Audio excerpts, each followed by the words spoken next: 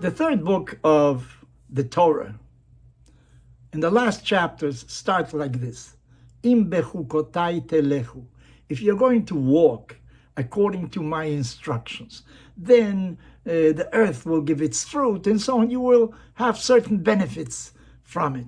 I don't want to refer now to any particular instruction that the Torah gives us. I want to center on the idea of walking in the path of the tradition.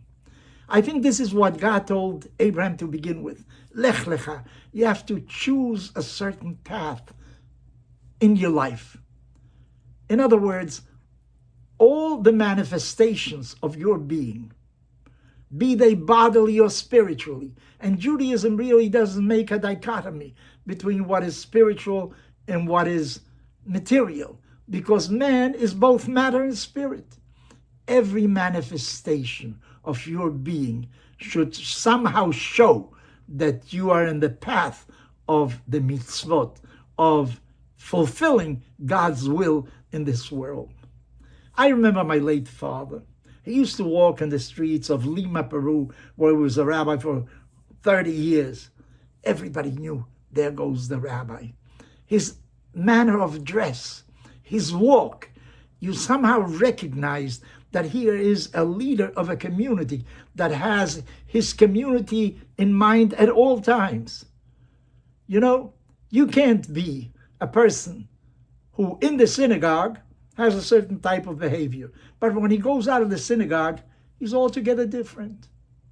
At home, you're a wonderful person, but when you're in commerce, when you're in your business, suddenly you are an ogre. You try to encompass the whole world. You don't always tell the truth. You exaggerate.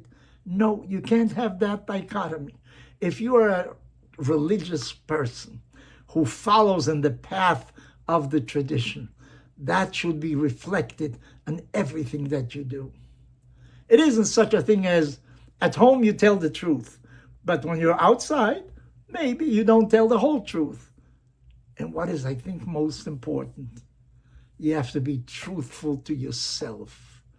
Tell the truth. There is no alternative to the truth. You must tell the whole truth at all times. And you will see how somehow you grow emotionally as well. You know, Judaism tells you something about everything that you do. If you're going to eat, you have to recite a blessing first. That means you acknowledge that God is really the source of your food. It is true, you have to do many things in order to produce bread. You have to plant a seed, you have to watch it, you have to water it, you have to turn the wheat into flour, you have to bake it, you have to do many things. But the energy that converts the seed that you plant into wheat, that comes from some place beyond you. So when you make a blessing, you sort of acknowledge, this is thanks to God also. And as in your eating, you also have to manifest your entire self has to reflect that you are a person that abides by the law, that abides by the will of the Almighty. And you have to know that you have certain duties in this world. You have to make this world better. You have to make it better spiritually. You also have to make it better materially, because you cannot really separate one from the other. Because we humans, I repeat again, we are body and soul. We are matter and spirit. And the entire world is a unit. And every one of your actions should reflect somehow that you are a person that follows the law. Maybe this is what God told Abraham. Lech lecha, go out into the world. But people have to see in you a light, an example, by the way you are worry about somebody else, by the way you get up in the morning, by the way you dress, by the way you do certain things. Everything has to reflect that you have a certain path that you have chosen for yourself that is guided by morality and by a set of norms, ethical norms, that will make you a better person, and thereby you will inspire others as well. Others don't look at you only when you say something. They also see how you react in certain situations. If you're a truthful person or you are not. If you're sincere or not. People know that. I had a member of the family that was in the textile business.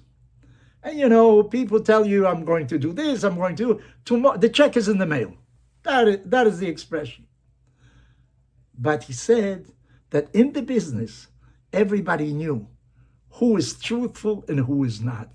You think that you can fool people sometimes, but it isn't like that. In the end, everybody recognizes the sincerity and the authenticity of the person. So be one of those that in every one of his actions reflects that he is a person of high morality, of ethical principles, and you will see how you influence other people and your esteem grows every day in the eyes of those who know you.